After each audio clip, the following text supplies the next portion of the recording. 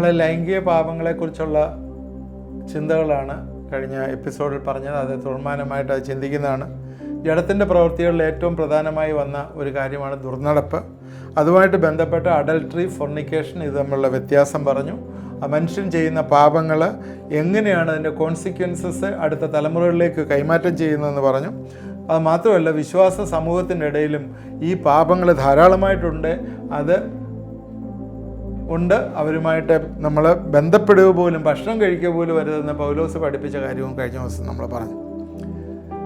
ഇതിൻ്റെ കാരണങ്ങൾ പ്രധാനമായിട്ട് നമ്മൾക്ക് ചിന്തിച്ചാൽ, ഒന്ന് ദൈവഭയം ഇല്ലാത്തതിനാലാണ്. ദൈവഭയം ഇല്ലാത്തതുകൊണ്ടാണ് ഇന്ന് ദൈവഭയം എന്ന് പറയുമ്പോഴേ ആ ഒരു വേർഡ് ഒരു ജനറലായിട്ടുള്ളൊരു വേർഡായിട്ട് നമ്മൾ പലപ്പോഴും എടുക്കും. ഫിയർ ഓഫ് ഗോഡ് എന്ന് പറയും. പ്രത്യേകിച്ച് കൃപയുഗത്തിൽ നമ്മൾ ജീവിക്കുന്ന സമയത്ത് എല്ലാം ദൈവം ക്ഷമിക്കും, എൻ്റെ രക്ഷ സെക്യൂറാണ് എന്ന് വിചാരിച്ചിട്ട് അങ്ങനെ ചിന്തിക്കുന്നുണ്ട്. ശരിയാണ്, അത് ചിന്തിക്കുന്നത് ശരിയാണ്. ദൈവം എല്ലാം ക്ഷമിക്കുകയും ചെയ്യും, നമ്മുടെ രക്ഷ സെക്യൂറുമാണ്. എന്നാൽ അത് പാപത്തിന് ഒരു റീസണായി തീരുന്ന ഒരവസ്ഥ ഇന്ന് അനേക വിശ്വാസികളുടെ ഇടയിലുണ്ട്. അതുകൊണ്ട് എന്താണ്, ദേ ആർ പവർലെസ് ക്രിസ്ത്യൻ. ഒരു ശക്തിയും ഇല്ല, ഒരു അനോയിൻറ്റിങ്ങും ഇല്ല. അനോയിൻറ്റിങ് ഇല്ലാത്തതുകൊണ്ട് ദൈവത്തിൻ്റെ പർപ്പസ് എന്താണെന്ന് അവരുടെ ജീവിതത്തിൽ അവർ മനസ്സിലാക്കാതെ അവരെങ്ങോട്ടൊക്കെയോ വട്ടമിട്ട് ഓടുകയാണ്. എവിടെയൊക്കെ എന്തൊക്കെ ഉണ്ടോ അതിനോടെല്ലാം കോംപ്രമൈസ് ചെയ്യും. അങ്ങനെയുള്ളൊരു ഗ്രൂപ്പാണ് ഇന്ന് ക്രിസ്ത്യൻ സമൂഹം.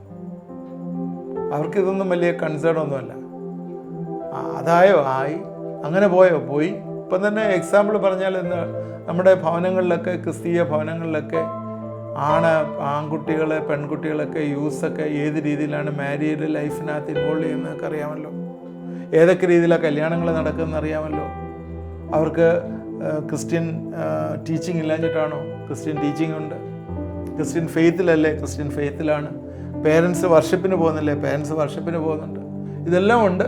പക്ഷേ യൂത്തിൽ, ആ യൂത്ത് ഫാക്ടറിൽ ഈ കുഞ്ഞുങ്ങളെല്ലാം ഇപ്പോഴത്തെ ലോകത്തിൻ്റെ കീഴിലെ ആ ഒരു സെഡ്യൂസിങ് സ്പിരിറ്റിൻ്റെ കീഴിലായിപ്പോയി എന്നുള്ളതാണ്.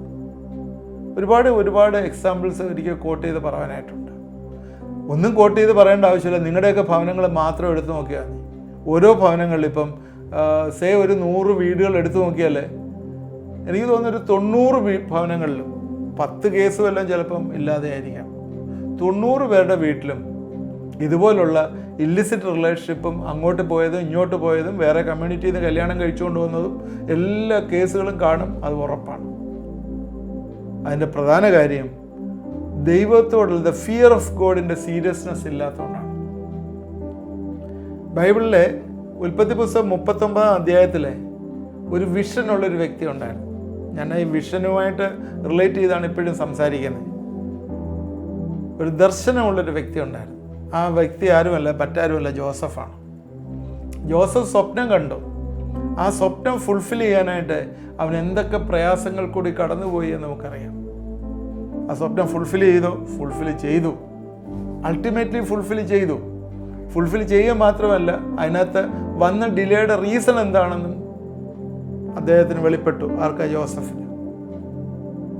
മിസ്രൈമിൽ അവിടെ കൊണ്ടുവന്നു. അവർക്ക് ക്ഷാമം വന്നപ്പോൾ അതിനുവേണ്ടി മുന്നേ ഒരുക്കിയെന്ന് ജോസഫിൻ്റെ ഡിക്ലറേഷനും പറഞ്ഞു. എന്നാൽ ആ പല ടെസ്റ്റിൽ കൂടി കടന്നുപോയി. ഈ ഉൽപ്പത്തി പുസ്തകം 39 അധ്യായത്തിൽ പോത്തിഫറിൻ്റെ വീട്ടിൽ വന്നു. എല്ലാവർക്കും അറിയാവുന്ന കാര്യമാണ്.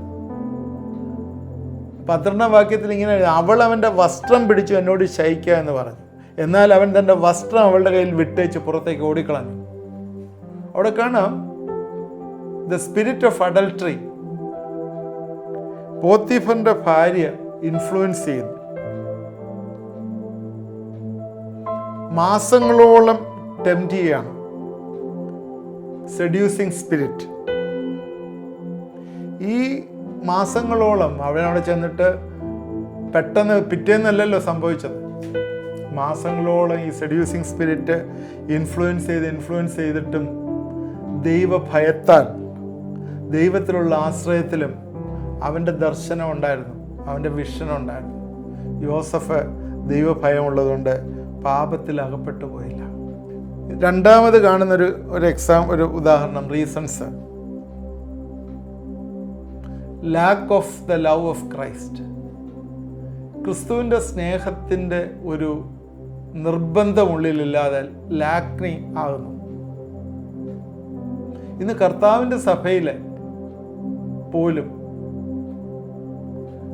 സഹോദരങ്ങളായിട്ടുള്ളവർ, brothers and sisters in Christ, they are having a lustful thinking. അന്യോന്യം കീഴ്പ്പെടുത്താനും അന്യോന്യം ബന്ധത്തിലേർപ്പെടാനും ഉള്ള താല്പര്യം ഉള്ളിൽ കൊണ്ടുവരുന്ന ആത്മാവ്, seducing spirit, the spirit of Jezebel, അത് അങ്ങനെ വന്നിട്ട് തെറ്റിപ്പോകുന്ന അനേകം ആളുകളുണ്ട്. അതുകൊണ്ട് ഒരു റീസൺ നമ്മൾ പറയുമ്പോഴേ, one of the reason is that the lack of the love of Christ. മൂന്നാമത് കാണുന്ന ഒരു കാരണം എന്തുകൊണ്ടാണ് ഇതിങ്ങനെ സംഭവിക്കുന്നത് വെച്ചാൽ, not having enough spiritual strength. ഒരു ആത്മീയമായിട്ടുള്ളൊരു സ്ട്രെങ്ത് ഇല്ല എന്ന് വെച്ചാൽ, വേറൊരു രീതിയിൽ പറഞ്ഞാൽ, നേരത്തെ നമ്മൾ പറഞ്ഞു, നമ്മുടെ പർപ്പസിൽ നമുക്ക് പോകണമെങ്കിൽ we should have the anointing. നമ്മളെ പർപ്പസിൽ പോകണമെങ്കിൽ നമുക്കൊരു അനോയിൻറ്റിങ് വേണം. ആ അനോയിൻറ്റിങ് ഇല്ല. ഒരിക്കലും ട്രാപ്പായി പോകരുതേ പ്രിയപ്പെട്ടവരെ എന്നാണ് എനിക്കത് പറയാനുള്ളത്. ഈ ട്രാപ്പിലായി അകപ്പെട്ടു പോയാൽ എന്താ സംഭവിക്കുന്നത്? നമ്മൾ ഒരുപാട് സമയം പോകും.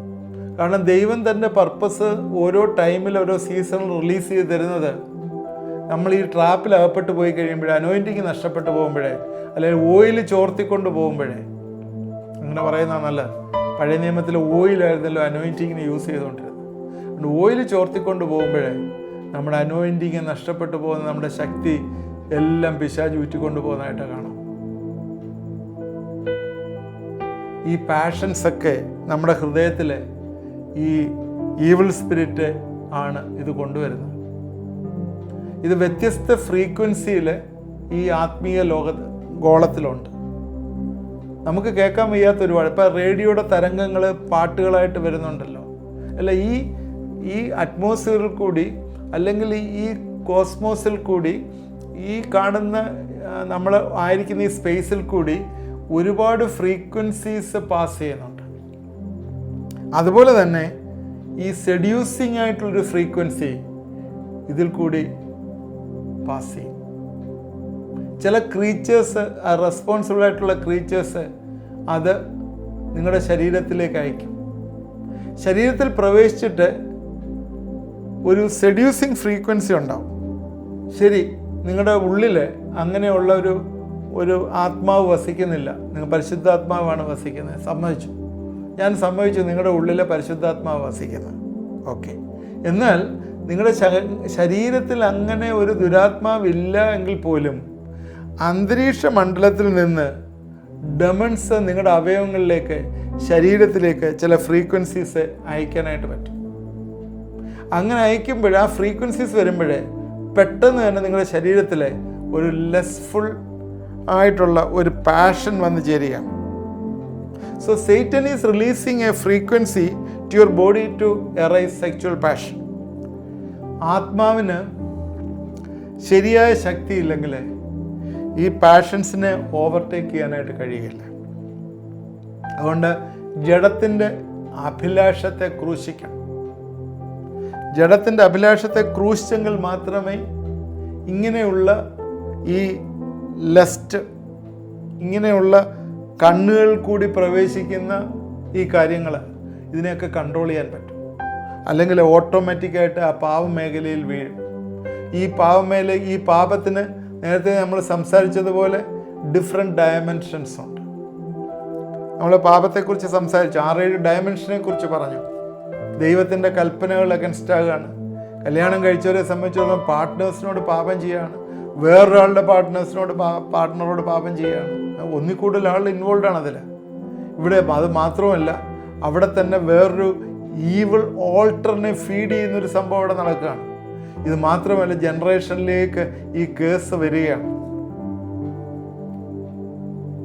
അതുകൊണ്ട് എൻ്റെ പ്രിയപ്പെട്ടവരെ, ഒരിക്കലും നമ്മൾ ഇങ്ങനെയുള്ള ആക്ടിവിറ്റികളിലേക്ക് പോകരുത്. ഇങ്ങനെ കാണും നമുക്ക് മനസ്സിൽ ചിന്തിച്ചിട്ടുണ്ടെങ്കിൽ പോലും you must sincerely repent before God. ദൈവത്തിൻ്റെ സന്നിധിയിൽ സിൻസിയറായിട്ട് ഈ പാപം ഏറ്റുപറയണം.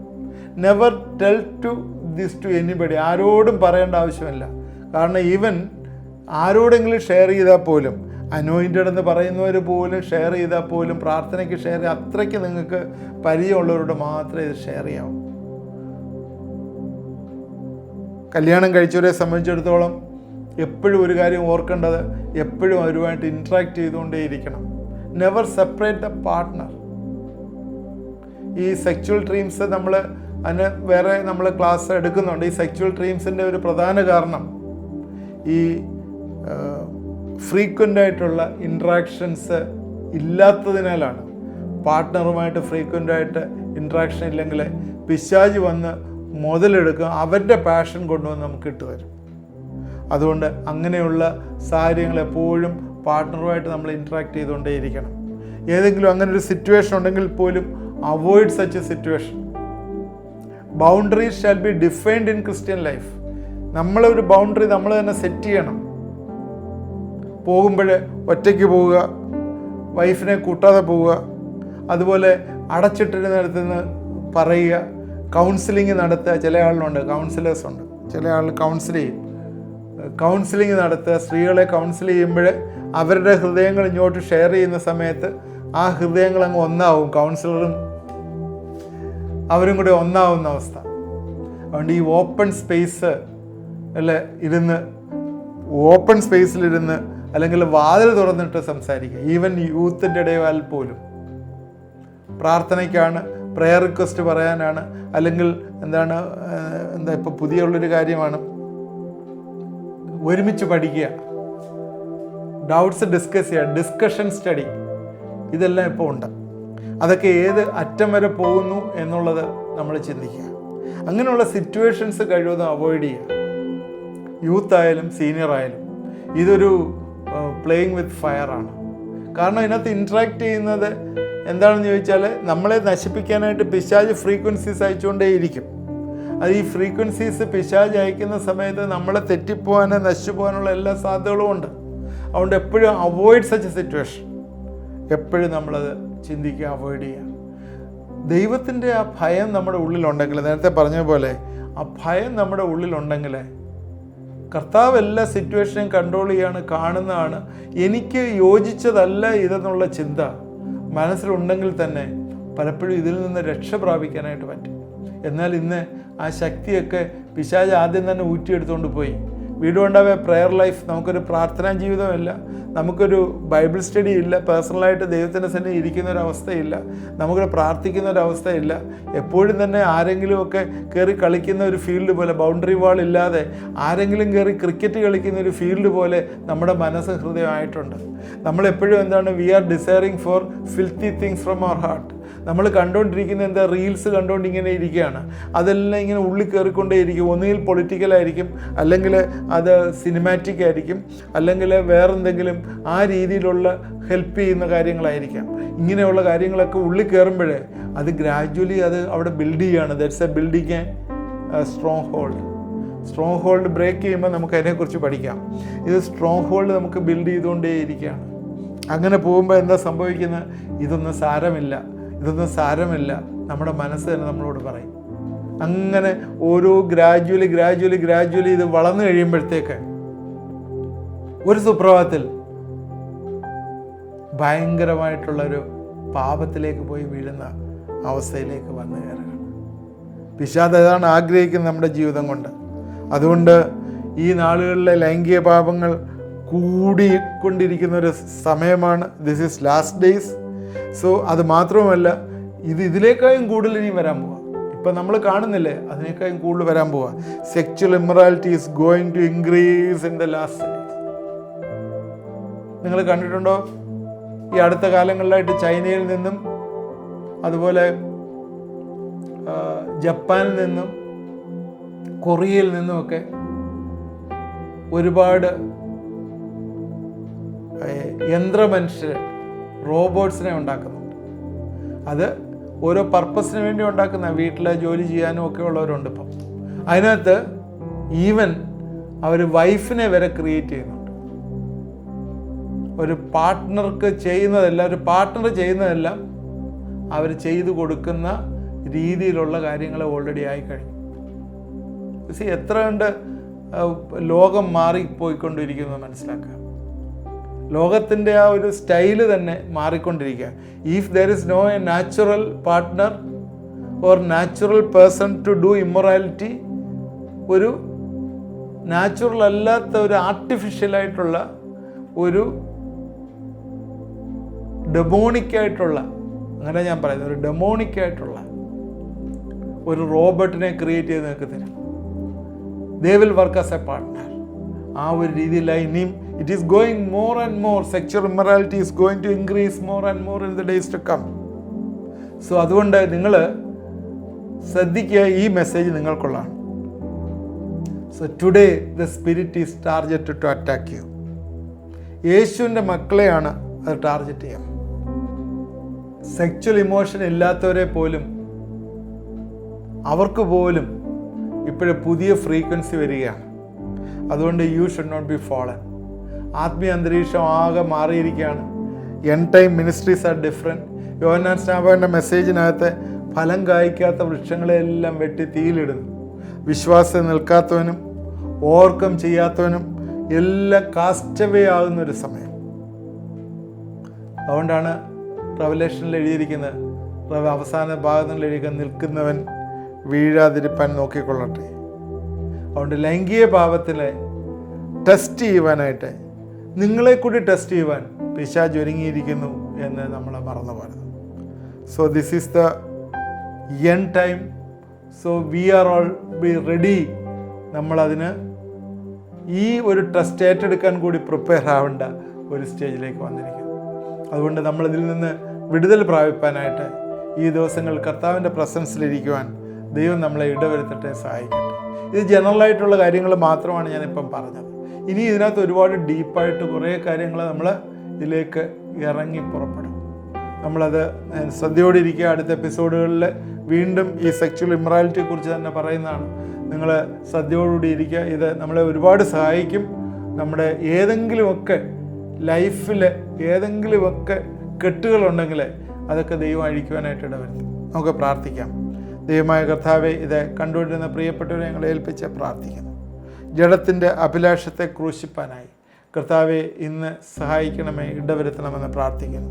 കർത്താവെ, ആത്മീയ മണ്ഡലങ്ങളിൽ നിന്ന് സ്പിരിച്വൽ ഫ്രീക്വൻസീസ് വന്ന് ഏർജ് ഡിസയേഴ്സ് കൊടുത്ത് ഇന്ന് അനേകം ആളുകളെ തെറ്റിച്ചുകൊണ്ട് പോയിരിക്കുന്നു. യൂസിനെ പോലും തെറ്റിച്ചുകൊണ്ട് പോയിരിക്കുന്നു. ദൈവഭയം ഇല്ലാതെ പോകുന്നു. ഇതിനെക്കുറിച്ച് സീരിയസ് ആയിട്ട് ചിന്തിക്കാൻ പോലും ഉള്ള സമയമില്ല. ദുർനടപ്പ് ധാരാളമായി കൂടുന്ന ഈ സാഹചര്യത്തിൽ കർത്താവെ, ഞങ്ങളെ പ്രാർത്ഥിക്കുന്നു, എൻ്റെ ആത്മാവ് പ്രവർത്തിക്കുകയും സഹായിക്കുകയും ചെയ്യണം. ഇത് കണ്ടുകൊണ്ടിരിക്കുന്ന ചില വ്യക്തികൾ, സംശയത്തിൻ്റെ നിഴൽ കഴിയുന്ന ചില കുടുംബങ്ങൾ ഇത് കണ്ടുകൊണ്ടിരിക്കുന്നു. കർത്താവെ, ഞങ്ങളെ പ്രാർത്ഥിക്കുന്നു. ഭാര്യ ഭർത്ത ബന്ധത്തിൽ ഒരുമിച്ച്, ആ സേക്രട്ടായിട്ടുള്ള കർത്താവെ, ആ ബന്ധത്തിൽ ഒരുമിച്ച് കൈകോർത്ത് പിടിച്ചിരുന്ന് കർത്താവിൻ്റെ സന്നിധിയിൽ പ്രാർത്ഥിച്ച് അന്യോന്യം ക്ഷമിക്കുകയും പൊറുക്കുകയും ചെയ്ത് ഒരുമിച്ച് ജീവിക്കുന്ന അനുഭവങ്ങളെ ആ കുടുംബങ്ങളിൽ വന്നു ചേരട്ടെ എന്ന് പ്രാർത്ഥിക്കുന്നു. മിണ്ടാതിരുന്നിട്ട് അനേകം നാളുകളായി, ഒരുമിച്ച് ഉറങ്ങിയിട്ട് കുറേ നാളുകളായി, അങ്ങനെയൊക്കെ ചിന്തിക്കുന്ന ചില കുടുംബങ്ങൾ തന്നെ ഉണ്ട് കർത്താവേ. പിശാച് പല രീതിയിൽ ഇന്ന് അറ്റാക്ക് ചെയ്തുകൊണ്ടിരിക്കുകയാണ്. റിലേഷൻഷിപ്പിലെ ഗ്യാപ്പ് കൊണ്ടുവന്നിരിക്കുകയാണ് കർത്താവെ. ഞങ്ങളെ പ്രാർത്ഥിക്കുന്നു, നീ വലിയ വിടുതലയ്ക്കുകയും സഹായിക്കുകയും ചെയ്യണം. പ്രത്യേകിച്ച് കർത്താവെ, ഈ ഇമോഷൻസിനെ കൺട്രോൾ ചെയ്യുവാൻ കർത്താവെ നീ സഹായിക്കുകയും ഇടവരുത്തുകയും ചെയ്യണമെന്ന് പ്രാർത്ഥിക്കുന്നു. എൻ്റെ കരങ്ങളിലേക്ക് ഏൽപ്പിക്കുന്നു. പ്രാർത്ഥന കേട്ടോർത്ത് സ്തോത്രം. യേശു ക്രിസ്തുവിൻ്റെ നാമത്തിൽ പ്രാർത്ഥിക്കുന്നു, കേൾക്കണമേ, ആമേൻ. നിങ്ങളിത് വാച്ച് ചെയ്യണം, തുടർമാനമായി വാച്ച് ചെയ്യണം. ഇതിലെ കൂടുതൽ ഡീപ്പായിട്ട് നമ്മൾ ഇതിൻ്റെ സ്പിരിറ്റ് ആംഗിളിലേക്കൊക്കെ ഇനി അടുത്ത എപ്പിസോഡുകളിലേക്ക് ചിന്തിക്കുന്നതാണ്. അതിനെല്ലാം നമ്മൾ ബൈൻഡ് ചെയ്യണം പ്രാർത്ഥിക്കാനായിട്ട്. പ്രാർത്ഥിച്ച് നമ്മൾ ദൈവനാമത്തിൽ ബൈൻഡ് ചെയ്ത് ഇത് ശക്തി പ്രാപിക്കേണ്ടതാണ്. തീർച്ചയായും നിങ്ങൾ എന്നോട് കൂടെ ഉണ്ടാവണം. ആദ്യമായിട്ട് കാണുന്നത് സബ്സ്ക്രൈബ് ചെയ്യുക, നിങ്ങളുടെ ഫ്രണ്ട്സിന് ഷെയർ ചെയ്ത് കൊടുക്കുക. നിങ്ങളുടെ പ്രെയർ റിക്വസ്റ്റുകൾ വാട്സാപ്പ് നമ്പറിൽ അയച്ചു തന്നാൽ നിങ്ങൾക്ക് വേണ്ടി പ്രാർത്ഥിക്കുന്നതാണ്. എന്തെങ്കിലും പേഴ്സണലായിട്ട് പറയാനുണ്ടെങ്കിൽ നിങ്ങളുടെ കമൻറ്റുകൾ കമൻറ്റ് ബോക്സിലൂടെ എന്തെങ്കിലും പേഴ്സണലായിട്ട് പറയാനുണ്ടെങ്കിൽ നിങ്ങൾ വിളിക്കാവുന്നതാണ്, ആ നമ്പറിൽ വിളിക്കാവുന്നതാണ്. ദൈവം നമ്മളെല്ലാവരെയും അനുഗ്രഹിക്കും.